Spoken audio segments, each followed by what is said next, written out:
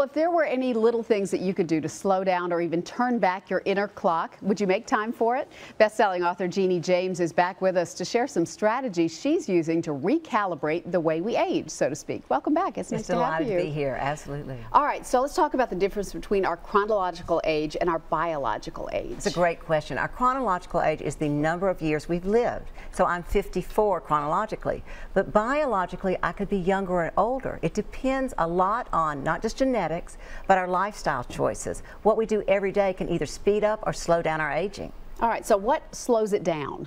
Well, what speeds it up is stress. Okay. Stress is a big one. So let's start with what can you do to reduce your stress. And everyone's got stress these days. Right. We're women. We're working. We're managing homes. We're managing budgets.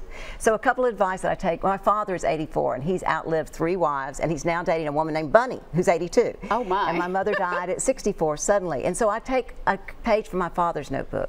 First, he has a strong faith.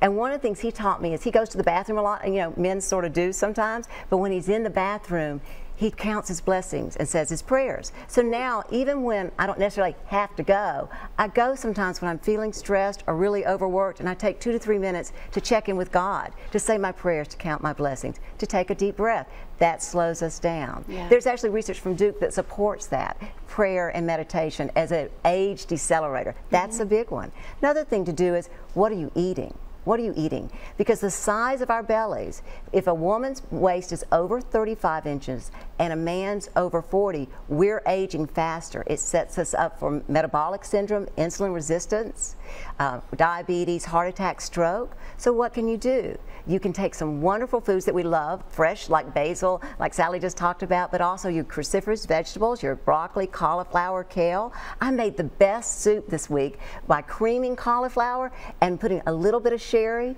and then crab. So I had a healthy she crab soup with very few calories, and it's good for the belly. Sounds delicious. The other thing is have some fun. You know, I love my friend Margene Cotton, who lives here in Nashville. She retired. She became a spin instructor. I can't even go to her class and last for 5 minutes, but she's out there making it happen. Margaret Ellis is another friend of mine that lives here, and she retired from making gorgeous jewelry, and now she's into photography. If you find something that you're fun and you're passionate about that gets you up and going, you're going to be younger at a soul level. It's just proven. All right. So how would you know then, if you start making some of these changes in your life, how would you know that you are slowing down the clock? Well, a lot of people will go to a doctor and think, I found this expert that's going to slow me down. Be very careful of that. The recent article about A-Rod and that biometrics clinic down in South Florida, that guy wasn't even a doctor there, and he was filling full of hormones. So if you're going to see a doctor, make sure you're seeing someone that is board certified.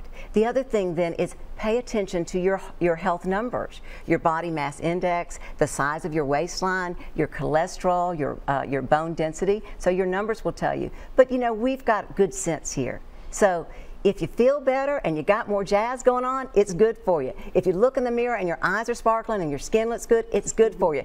If none of those add up, you're wasting your money, and stay home. Yeah, people will notice too. People will notice. Your friends will say, what have you got going on? Have you dyed your hair? And it's usually that sparkle in your eye and that extra verve in your step. That's what keeps us young. Okay, some good information. You'll find a lot more information in the book. It's good food for thought. It's the Fountain of Truth. We're going to link you to geniejames.com for more information. Thanks so much for being with us. It's a privilege. We appreciate it.